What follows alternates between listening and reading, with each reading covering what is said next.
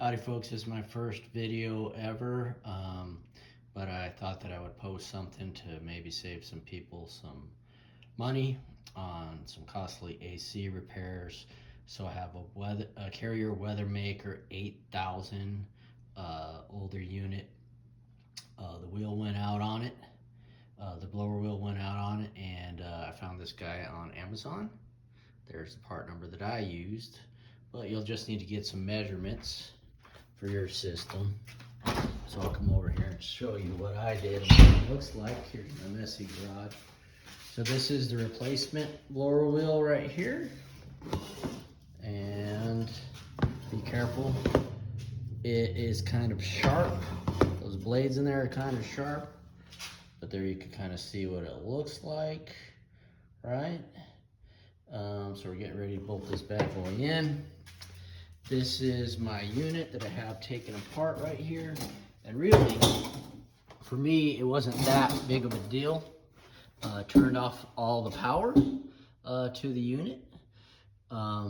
There's 2 bolts up at the top of this that I took out, two screws that I took out, slides right out. So that's where the control board is. I just hung it up out of the way so that I could access this guy. And so there's 2 screws in there. There's 2 screws for my system. There's 2 screws that I had to take out, which you see right here, right? There's a couple of holes there.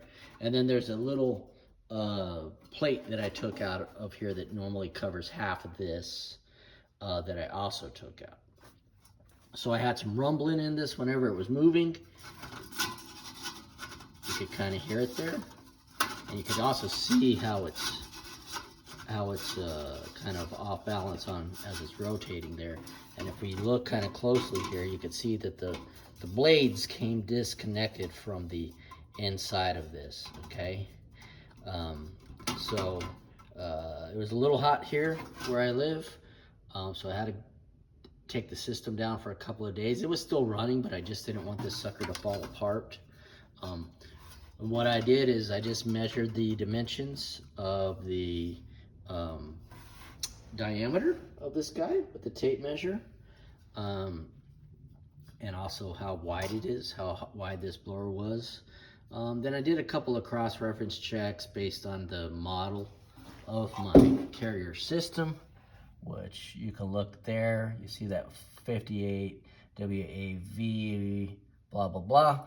You can look up and get a better feel for the part numbers based on that. And then this is what the inside of it looks like. I'm going to be taking out that bolt right there, so hopefully this sucker will slide off. And then also on the back side, there's a few bolts there. I'm going to put a little marker on this guy right here before I take off the bolts, just so that I make sure that I put it back in the same way.